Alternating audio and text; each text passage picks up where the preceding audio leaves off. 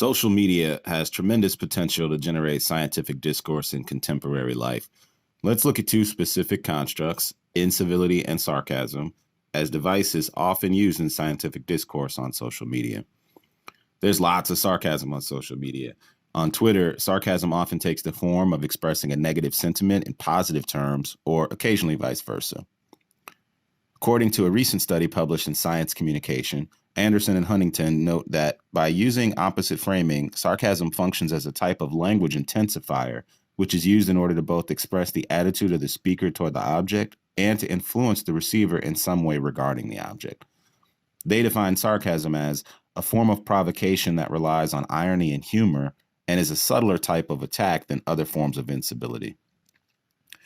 They point out that in discourse, sarcasm is often conveyed through the use of non-literal language such as irony, which assumes that the audience will understand that the speaker's intended meaning is the opposite of what he or she is actually saying.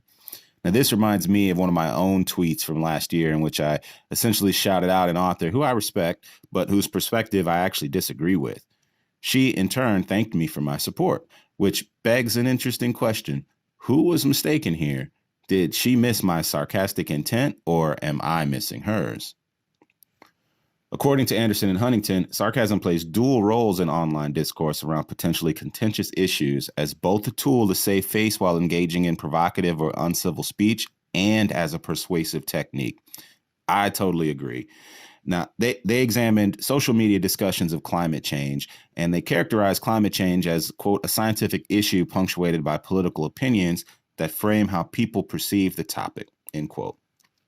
Anderson and Huntington were interested in how incivility and sarcasm played a role in social media discussion after an extreme weather event, the 2013 Colorado floods. They cited evidence that social media discussions of climate change focus on its causes and fuel skeptical perspectives depending on the issue context, and mentioned other similar patterns where social media might actually foster skeptical viewpoints on other scientific topics like vaccines. They also pointed out how research shows that Twitter users discuss climate change within like-minded communities. According to these researchers, these are prominent indications that social media can foster inaccurate information about science, bolstering the viewpoints of individuals who are already skeptical of science. Anderson and Huntington found that political comments were most likely to be made without the use of sarcasm. This points to a difference among the uncivil and sarcastic tweets, with incivility associated with more political comments and sarcasm not associated with political comments. Political topics drew out uncivil tones, but not sarcastic tones. Discussions that claimed climate change had nothing to do with the floods drew out both sarcastic and uncivil language. Ultimately, their findings indicate that controversial aspects of scientific issues, such as politics or skeptical perspectives, draw out more uncivil and sarcastic language. They conclude by noting that as online media continues to grow as a means for science information consumption, the study has important implications for how social media discussions have the potential to affect how people engage with science. I tend to agree.